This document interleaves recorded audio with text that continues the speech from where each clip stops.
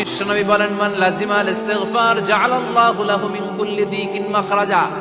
সব সময় ইস্তিগফারের সাথে যে লেগে থাকবে, রব্বুল আলামিন তারে পাঁচটা জিনিস দিবে। কয়টা?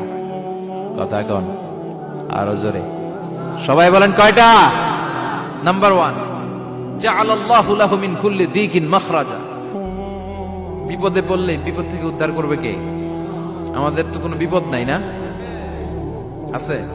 কত বিপদ, হ্যাঁ?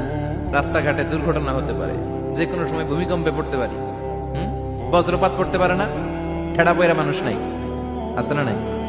এই বিপদ আপদ থেকে আপনারা রক্ষা করবে কে? যদি আপনি ইস্তেগফারের সাথে আঠার মতো লেগে থাকেন। কিসের সাথে?